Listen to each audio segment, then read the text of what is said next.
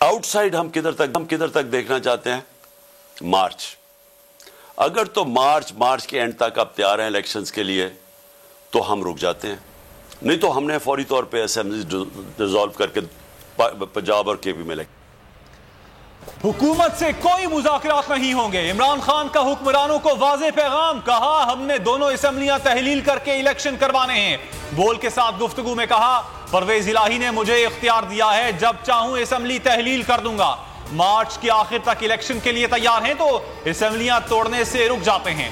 हम मार्च से आगे नहीं जाएंगे। बजट के बाद इलेक्शन का सवाल ही पैदा नहीं होता।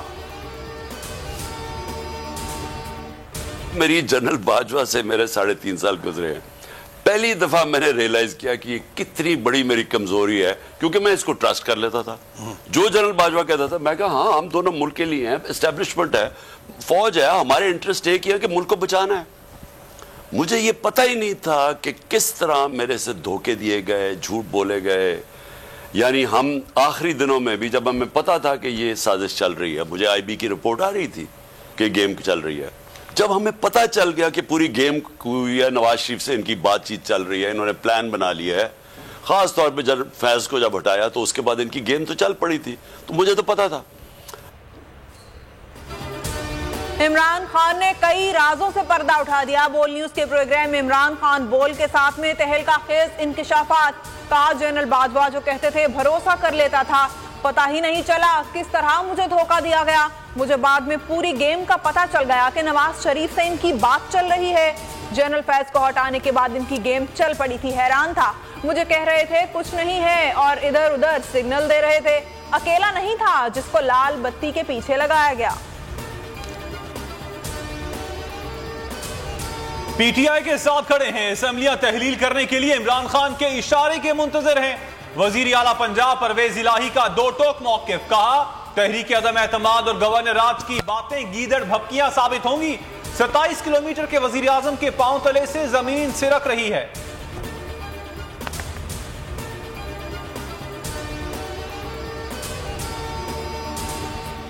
इमरान खान से सिंध असेंबली के 26 अरकान की मुलाकात। अरकान ने अपने इस्तीफे इमरान खान को पेश कर दिए।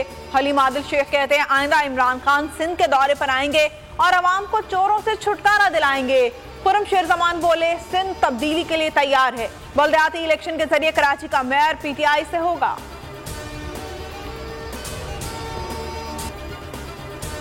इलेक्शन का नाम सुनकर इनको गशी के दौरे पड़ जाते हैं। इनकी करप्शन पर किसी को शक नहीं, फिर भी कहते हैं कोई चोर ना कहे। फवाद चौधरी ने प्रेस कॉन्फ्रेंस करते हुए हुकूमत को खरी खरी सुना दी। कहा आपसे मुल्क नहीं चल रहा, आप अवाम में जाकर खाना नहीं खा सकते, इलेक्शन कैसे लड़ेंगे? आपके वजीर खजाना एक दूसरे से लड़ रहे हैं।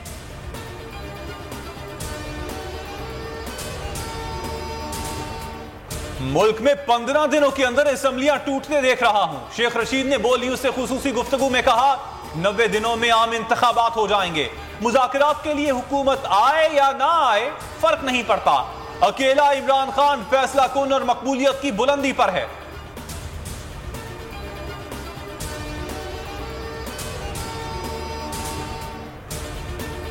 शहीद अरशद शरीफ की शहादत की अदालती तहकीकात के लिए चीफ जस्टिस से बजरिया खत इस्तदा करने की मुल्क गीर मुहिम। चेयरमैन तहरीक इंसाफ भी चीफ जस्टिस को खत लिखने की मुहिम में शामिल।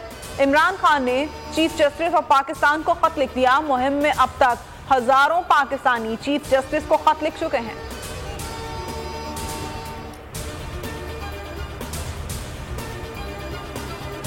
शहीद अरशद शरीफ को हमसे रुखसत हुए 40 दिन बीत गए। शहीद के घर में चहलुम की फातह का एहतमाम किया गया। मुमताज आलिम दीन मौलाना तारिक जमील ने रिक्कत आमेज दुआ करवाई। उन्होंने शहीद सहाफी के बुलंद दराजात के लिए दुआ की।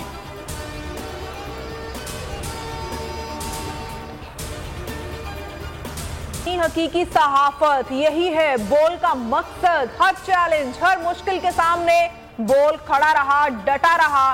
बोल न्यूज हकीकी सहाफत का आलम बरदार। बोले हमेशा हकीकी सहाफत का प्रचार किया, अवाम को हक पर सच दिखाया।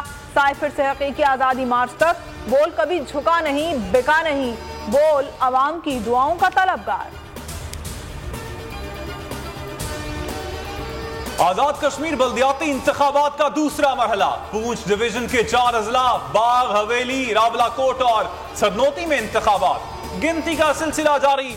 सबसे पहला नतीजा आने की बोल की रिवायत बरकरार।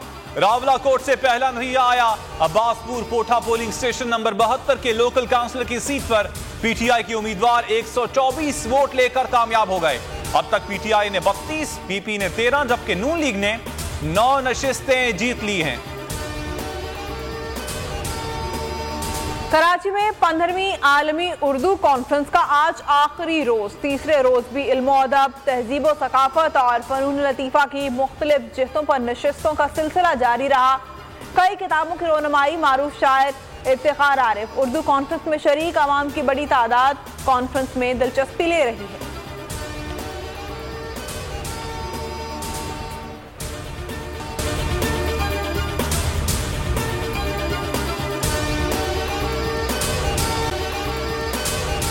अगर आपको ये वीडियो पसंद आई है तो हमारे चैनल को सब्सक्राइब करें और बेल आइकन को प्रेस करें। देखें, ये तो उनकी वालदा से इंशाल्लाह कराएंगे। अभी जो मुल्क की सूरत हाल है वो आपके सामने है।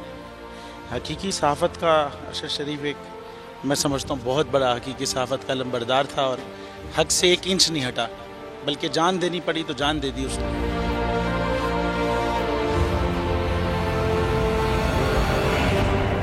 तो ये यादगार क्या हमारे दिलों में रहता है। ये तो सिर्फ एक दस्तक देती रहेगी यादगार। मैं समझता हूँ कि जो रुके तो कोहे गिरा थे हम, जो चले तो जहाँ से गुजर गए, रहे यार हमने कदम कदम तुझे यादगार बना दिया। ये अरशद शरीफ के लिए मेरे ख्याल में लिखा गया है।